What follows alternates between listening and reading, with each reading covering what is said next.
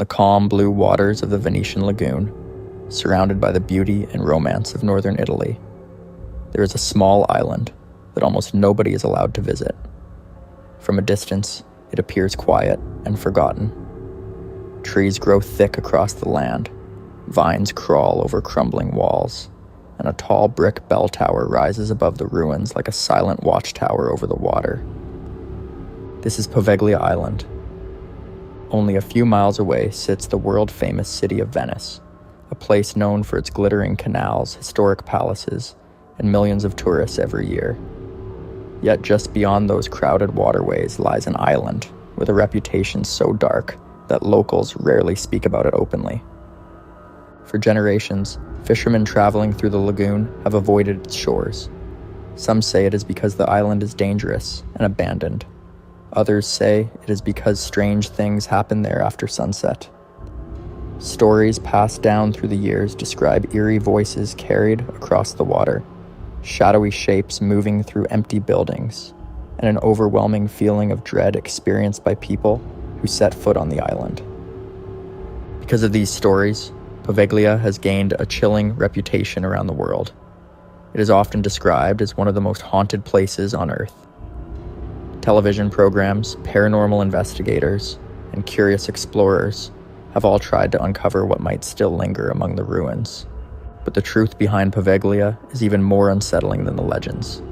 The island is not simply an abandoned ruin with a few ghost stories attached to it. Its reputation comes from centuries of real historical events that left a deep mark on the land. Over the course of its long history, the island has been many things: a small community, a military outpost, a quarantine station during times of disease, and later a medical facility that housed some of society's most vulnerable people. Each chapter added another layer to the island's dark reputation. Today, the island is owned by the Italian state and remains largely closed to the public. There are no ferries that travel there, no guided tours, and no easy way for visitors to explore the crumbling buildings scattered across the land. In most cases, stepping onto the island without permission is illegal. Officially, the restrictions exist because the structures are unstable and dangerous after decades of neglect. Collapsing roofs, broken floors, and overgrown pathways make the area unsafe. But beyond those practical reasons, something else keeps people away. For centuries, Poveglia has been associated with tragedy, disease, abandonment, and death. Long before it gained a reputation as a haunted location, it had already become a place tied to some of the darkest chapters of human history in the Venetian lagoon. To understand why this island became so feared, we have to travel far back in time. Long before ghost stories and urban legends surrounded the ruins, Poveglia was something completely different. It was once a place of refuge. More than 1,000 years ago, during a time when powerful empires were collapsing and invading forces swept across the Italian mainland, people fled toward the safety of the lagoon. Small islands like Poveglia offered protection from the violence unfolding on the mainland. Families arrived by boat, carrying what little they could bring with them, hoping to build new lives in a place surrounded by water. And for a time, they succeeded. A small community grew here, far removed from the chaos beyond the lagoon. Homes were built, churches were established, and daily life slowly began to take shape among the narrow strips of land and marshy waters. For generations, the island was simply another quiet settlement within the growing network of communities that would eventually become the powerful maritime republic of Venice. No one living there at the time could have imagined that centuries later, their home would become known across the world as a place of fear. But history has a way of changing places forever. In the centuries that followed, the peaceful settlement on Poveglia would be forced to confront war, abandonment, and a series of events that transformed the island into something far darker than anyone could have predicted. And the first turning point in that transformation would come during one of the most dangerous conflicts the Venetian Republic had ever faced. As we move along, we will travel back to the earliest recorded history of Poveglia and uncover how a small island community became entangled in war, ultimately leading to the first great abandonment that shaped its fate forever. Long before stories of ghosts surrounded the ruins, the island of Poveglia Island was simply a small but thriving community within the Venetian lagoon. For centuries, the island had been home to farmers, fishermen, and families who had settled there, seeking safety from turmoil on the mainland. Over time, the population steadily grew. By the early medieval period, Poveglia had become an organized settlement with houses, farmland, and churches serving the local community. Historical records even mention a governing official assigned to the island, showing that it had become an established part of the Venetian world. Life on the island was shaped by the rhythm of the lagoon. Residents harvested salt from shallow waters, cultivated crops on the limited fertile ground, and relied heavily on fishing to survive. Boats constantly moved between the islands and the growing city of Venice, carrying supplies, food, and trade goods. For generations, Poveglia remained peaceful, but the lagoon's strategic location meant it would eventually become entangled in one of the most dangerous conflicts Venice ever faced. During the late 14th century, the powerful maritime republics of Venice and Genoa were bitter rivals. Both controlled trade routes across the Mediterranean, and their competition repeatedly erupted into violent wars. The most devastating of these conflicts was known as the War of Chioggia. By the year 1379, the Genoese fleet had pushed deep into the Venetian lagoon, threatening the very survival of Venice itself. The nearby port town of Chioggia had already fallen into enemy hands, and the advancing forces placed enormous pressure on the surrounding islands. Poveglia suddenly found itself in a dangerous position directly within the contested waters. To prevent the island from falling into enemy control, Venetian authorities made a drastic decision. The entire population of Poveglia was ordered to evacuate immediately. Families who had lived there for generations were forced to leave their homes behind. They were relocated to other parts of Venice, particularly the district of Giudecca, where they were absorbed into the larger population of the city. The evacuation marked a turning point in the island's history. Once the residents were gone, Poveglia was no longer treated as a community. Instead, it became a strategic military position. Venice began constructing defensive structures across the lagoon to prevent further invasions. Among these fortifications was an artificial octagonal island near Poveglia that served as a defensive battery, designed to control access through the waterways leading toward Venice. Cannons were positioned to guard the lagoon's entrances, ready to fire upon any hostile ships attempting to advance. This small military outpost still exists today. Known as the Poveglia Octagon, it remains one of several defensive structures built by the Venetian Republic to protect the lagoon from foreign fleets. But even with these defenses, the island never recovered its former role as a living community. After the war ended, the people who had once called Poveglia home did not return. The houses, churches, and farms that once filled the island slowly fell into disrepair. Without residents to maintain them, buildings deteriorated, and the land began to grow quiet once again. For the first time in its history, Poveglia became largely abandoned. Occasionally, the island was used for practical purposes. Some areas were converted into warehouses and storage facilities for maritime equipment because of the island's proximity to major shipping routes within the lagoon. But the vibrant life that once existed there was gone. The silence that settled over Poveglia during these years would not last forever. In fact, the island's isolation and its location near Venice would soon give it a new role, one that would forever link the name Poveglia with the disease, death, and one of the darkest chapters in European history. Because in the centuries that followed, the Venetian Republic would face a terrifying enemy that no army could defeat. A disease that spread silently across cities and ports.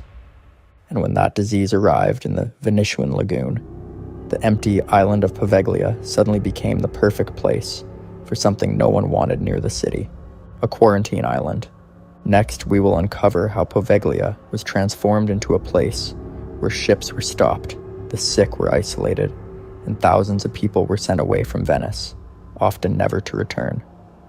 By the time the quiet island of Poveglia Island entered the late 18th century, it had already lived several very different lives. Once a small settlement and later a military outpost, the island now stood mostly silent within the waters of the Venetian lagoon. But that silence would soon be broken by a crisis that had haunted Europe for centuries: the bubonic plague. For hundreds of years, outbreaks of the plague periodically swept across the continent. Cities that depended on trade were especially vulnerable, and few places relied on trade more than Venice. Ships constantly arrived from distant ports across the Mediterranean and beyond, bringing valuable goods, but sometimes bringing deadly disease with them. By the 18th century, Venetian authorities had developed strict systems to protect the city from infection. Ships entering the lagoon were carefully inspected before being allowed to reach Venice. If illness was suspected on board, passengers and cargo could be held in isolation. In the year 1776, Poveglia was chosen as one of the lagoon's official control points for this system. A permanent health inspection station was established on the island. Guards and health officials were stationed there to monitor ships approaching the Venetian lagoon. Their task was simple but serious: stop vessels, inspect crews and cargo, and prevent disease from entering the city. For a time, the island served only as a checkpoint, but that role changed dramatically less than 2 decades later. In the year 1793, 2 ships arriving in the lagoon were discovered to be carrying people infected with the plague. The threat of a new outbreak terrified the authorities, who immediately activated emergency quarantine measures. Poveglia was transformed almost overnight. Instead of simply inspecting ships, the island became a full quarantine station where infected passengers and suspected cases were sent away from the city. Anyone showing signs of illness could be transported to the island and isolated there. In many cases, the sick were separated from their families and taken across the water under strict supervision. Once on the island, they would remain there until they either recovered or died. Facilities were constructed to hold the growing number of patients arriving from ships and surrounding areas. Temporary buildings and medical structures appeared across the land, turning the island into a controlled zone designed specifically to contain disease. Quarantine systems like this were not unique to Poveglia.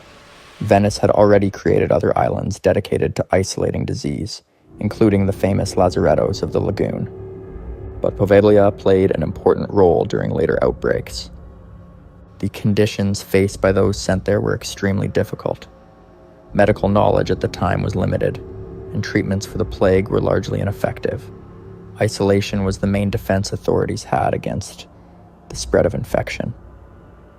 For the people transported to the island, quarantine often meant waiting in uncertainty, separated from the outside world. The island became a place suspended between hope and despair.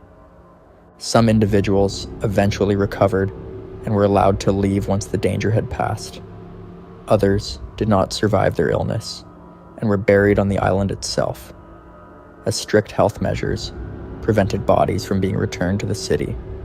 Over time, burial grounds and pits were created to handle the growing number of deaths associated with quarantine operations. These practices were common throughout Europe during times of epidemic disease.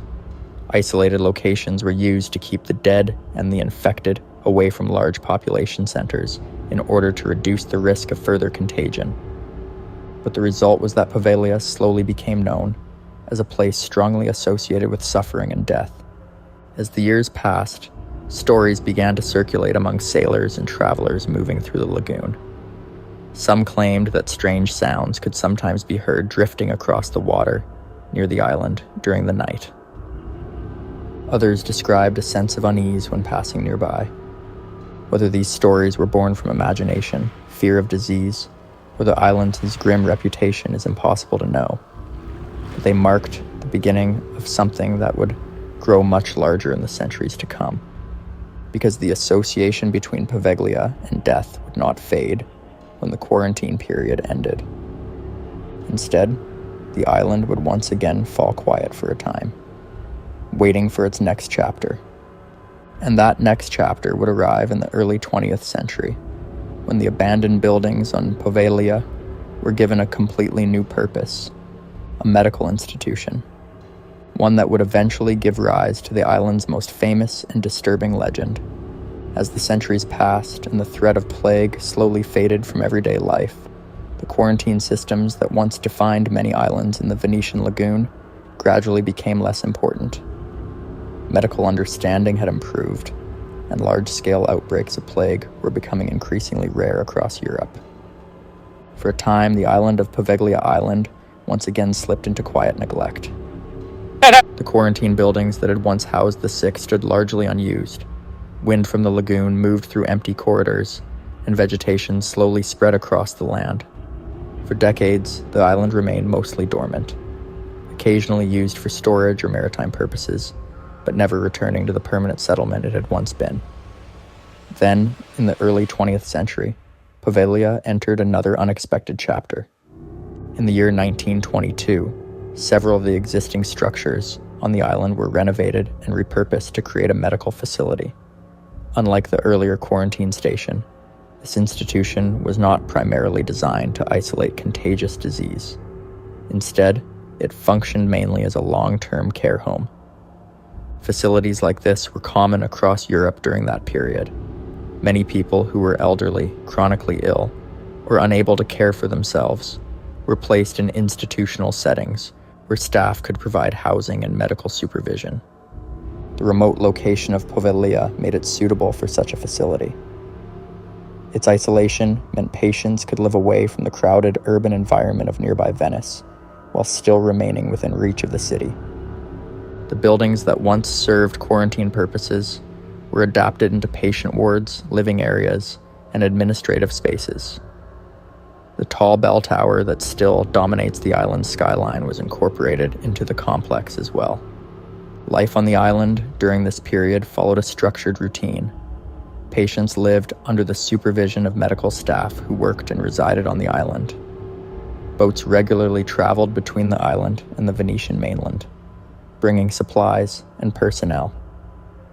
Although the facility was not strictly a psychiatric asylum, historical sources indicate that it did include a small psychiatric ward alongside its primary role as a care home.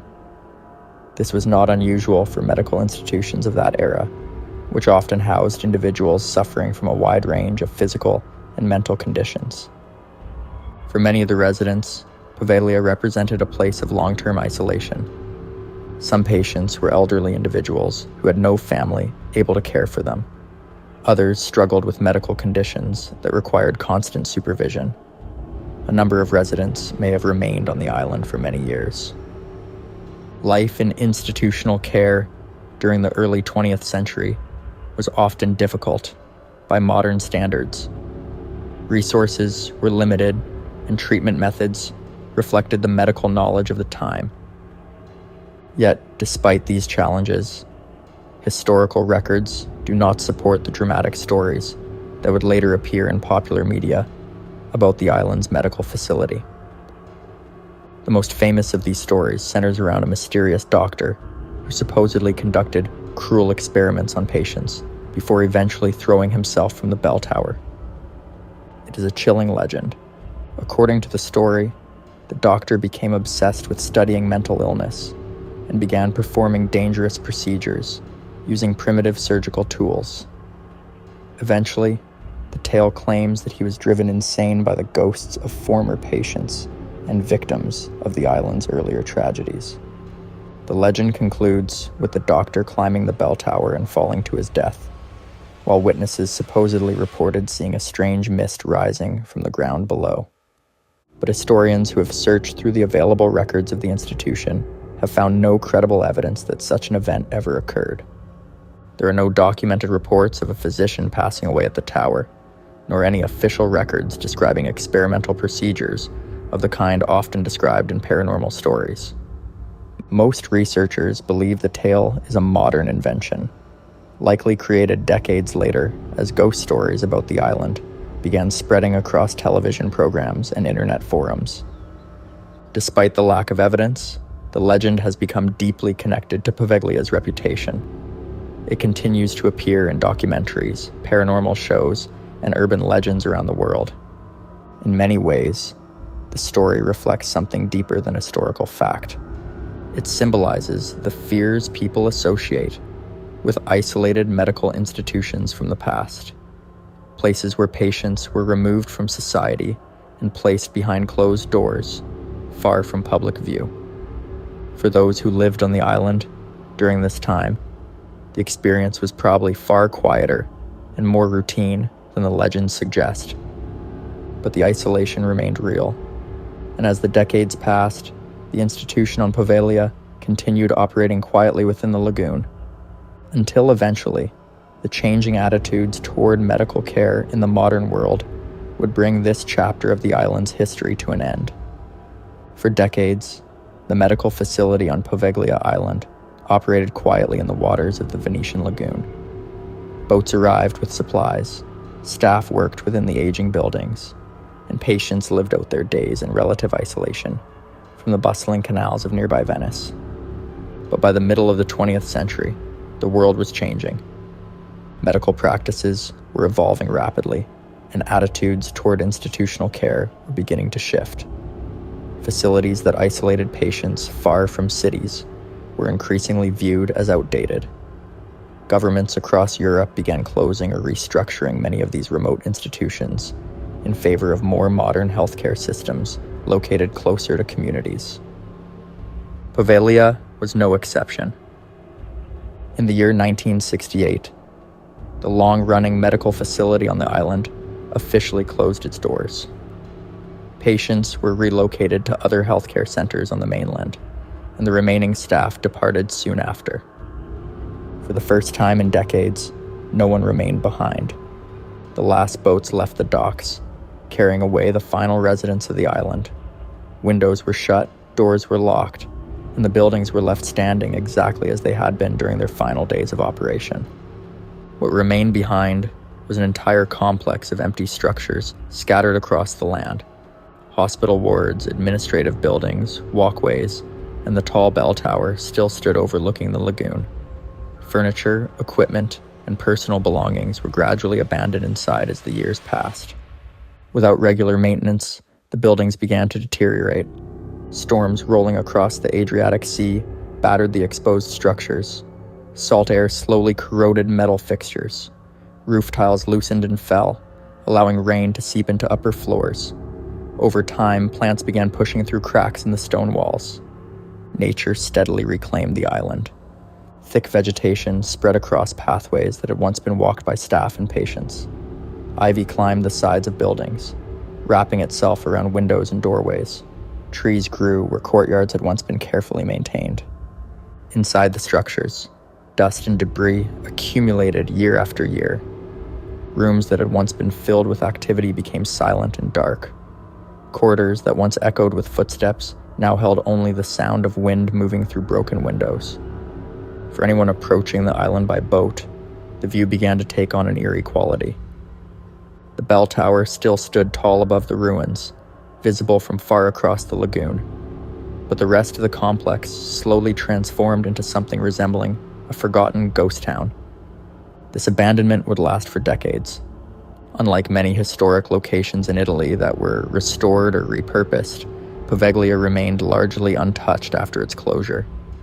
Because the island belonged to the Italian state, decisions about its future required government approval, and for many years, no clear plan emerged. Occasionally, proposals surfaced suggesting the island could be redeveloped. Some investors imagined turning the land into a resort or tourist destination. Others proposed creating historical or cultural facilities that might preserve the buildings. But these plans never fully materialized. The cost of restoring the crumbling structures was extremely high, and the island's deteriorating condition made construction projects difficult. As time passed, the ruins only became more unstable. Meanwhile, something else was happening. As Poveglia sat abandoned year after year, stories about the island began spreading far beyond the Venetian lagoon. Urban legends, paranormal investigations, and internet videos started drawing attention to the mysterious ruins. The island's long and complicated history made it the perfect setting for tales of ghosts and unexplained events. The empty buildings, once used for quarantine and medical care, became the backdrop for a growing reputation. A reputation that would soon turn Poveglia into one of the most talked about haunted locations in the world. And as curiosity about the island increased, some people became determined to see it for themselves, even if that meant going there illegally. Next, we will explore how explorers, paranormal investigators, and urban adventurers began sneaking onto the abandoned island, and the chilling experiences many of them claim to have encountered inside the ruins.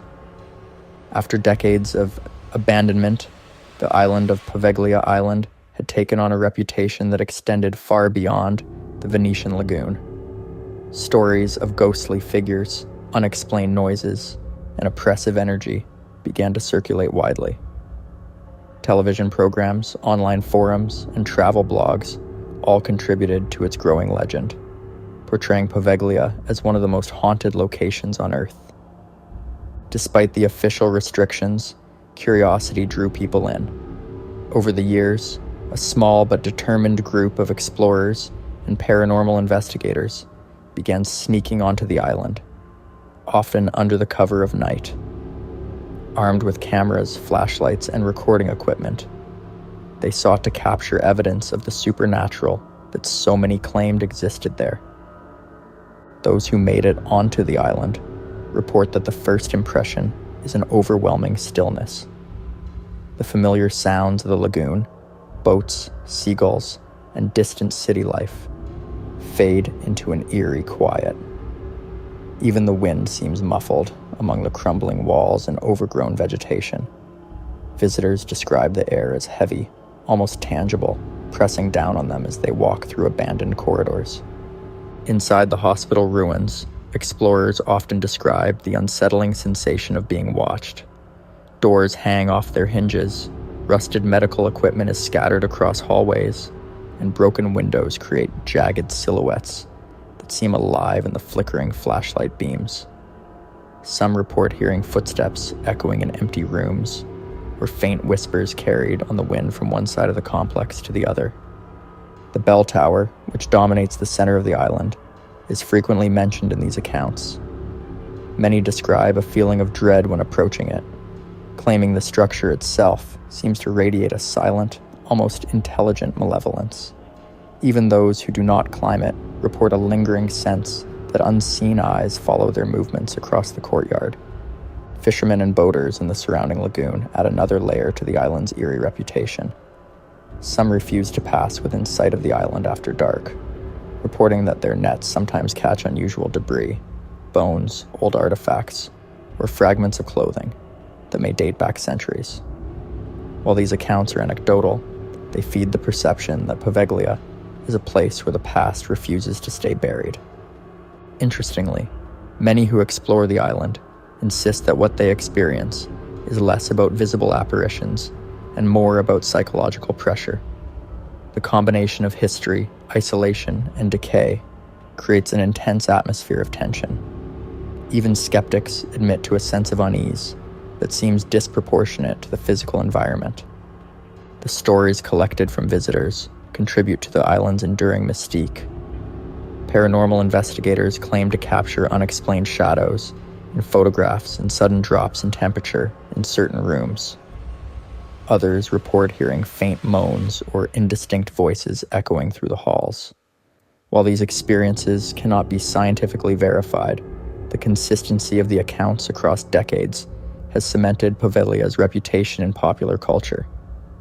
It is this blend of documented history, isolation, and personal testimony that fuels the island's terrifying reputation. Visitors encounter not just the physical ruins of quarantine stations and care facilities, but also the emotional weight of centuries of suffering. The ghost stories may be unproven, but the sense of human tragedy is undeniable. For decades, Poveglia Island remained a forbidden place, steeped in rumors of ghosts and dark history. Its crumbling structures and overgrown grounds gave the impression that the island would never be touched again. Yet, the story of Poveglia was far from over. In recent years, a new chapter began, one that sought to reclaim the island from neglect and fear.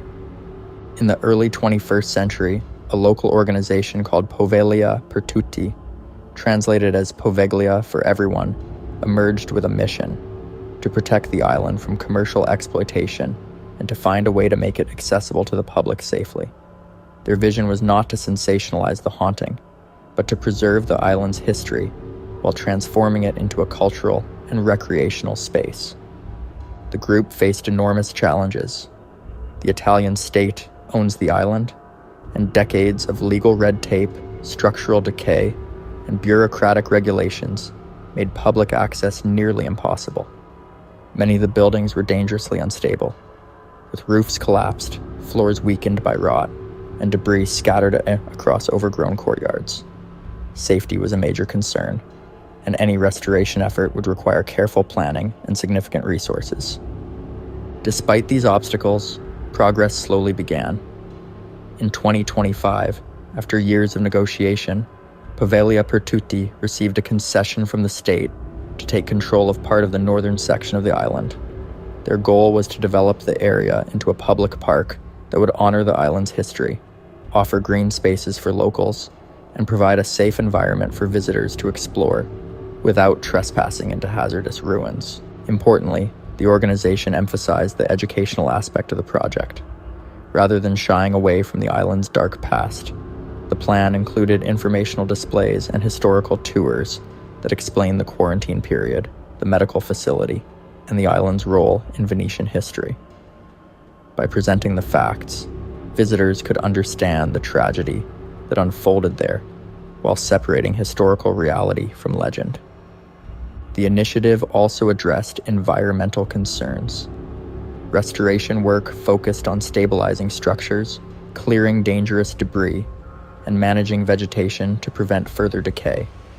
Conservation experts ensured that any interventions did not damage archaeological remnants, particularly the burial grounds from the quarantine era. This effort represents a delicate balance. On one hand, the island has been immortalized in popular culture as one of the world's most haunted locations, filled with ghost stories and paranormal intrigue. On the other, the real history of human suffering, plague victims, forced isolation, and institutionalized care, demands respect and preservation. For those who have followed Poveglia's story online, this modern chapter introduces a surprising element: hope. The same island that has inspired fear for centuries is now being reclaimed for the living. It may eventually serve as a place where visitors can reflect on history, learn about the resilience of past communities, and appreciate the unique natural beauty of the Venetian lagoon. Even with this new direction, caution remains essential. Access is tightly controlled, and safety regulations prevent the kind of unsupervised exploration that fueled earlier ghost stories. The ruins themselves, while stabilized in some areas, still serve as a tangible reminder of the island's long history of suffering. As Poveglia gradually opens to the public, the tension between its haunted reputation and its future as a cultural landmark continues. Will the island ever shed its eerie mystique completely? Perhaps not. But by combining careful preservation with education, the ghostly shadows of the past can coexist with the light of a new purpose. As we wrap up, we will examine Poveglia today, the lingering legends, the continued fascination of explorers and paranormal enthusiasts, and why the island remains one of the most mysterious and talked about locations in the world. Today, Poveglia Island remains shrouded in mystery, a place where history and legend intertwine. From a distance, the island looks almost picturesque, weathered stone buildings rising from a riot of greenery the bell tower standing tall against the horizon, and the calm waters of the Venetian lagoon lapping gently at its shores. Yet anyone who ventures closer senses that Poveglia carries an invisible weight, a lingering reminder of centuries of suffering. Though the island is technically under the management of Poveglia per tutti, access is still restricted. Only guided visits are allowed, and even these are carefully monitored for safety. The decaying buildings, some stabilized and others left untouched, tell a story of neglect and abandonment that no ghost story could exaggerate. Every cracked wall, broken window, and leaning doorway is a testament to the lives that once passed through the island: fishermen, refugees, plague victims, and long-term patients. Paranormal enthusiasts continue to be drawn to the island despite the restrictions. Anecdotal accounts persist. Unexplained sounds echoing in empty corridors, fleeting shadows glimpsed between crumbling walls, and sudden chills that visitors attribute to the presence of lingering spirits. Some swear they hear the faint ringing of the old bell tower, long after it has been silent for decades. Yet, even with these stories, researchers emphasize that what most people call hauntings is inseparable from the island's tragic history. The human suffering that took place here, forced isolation, disease, and abandonment, is far more chilling than any apparition. Poveglia's reputation as haunted is as much a reflection of collective memory as it is of supernatural speculation. Interestingly, the island has begun to inspire a new kind of fascination, one that blends history, culture, and conservation. Visitors who are allowed to enter gain insight into Venice's approach to disease prevention in the 18th century, the evolution of care for the marginalized in the 20th century, and the resilience of nature as it reclaims the abandoned land. Educational programs now highlight these aspects, offering a perspective that is as informative as it is eerie. For many, the appeal of Poveglia lies in this duality, a place of undeniable beauty and of deep, unsettling history. It reminds us that horror does not need to be supernatural. It can be found in the human stories that have unfolded there over centuries. The island's allure persists precisely because it forces reflection on mortality, isolation, and the consequences of neglect. In the end, Poveglia is not haunted by the fantastical figures of ghost stories. Its haunting comes from reality itself. The echoes of those who suffered, the abandoned buildings that hold their memories, and the dark chapters of human history that unfolded on its shores. It is an island where the past is never fully buried, and where visitors are confronted with both the silence of decay and the weight of countless untold stories. The question remains, even knowing the documented history, would you dare to step onto Poveglia's shores? To walk among the ruins, feel the chilling weight of its past, and imagine the lives that once animated this forbidden island. Poveglia stands as a monument, not only to fear and tragedy, but also to resilience, remembrance, and the delicate line between myth and reality. Its story continues to captivate the world, a reminder that some places are more than haunted. They are a mirror reflecting the darkest and most profound chapters of human history.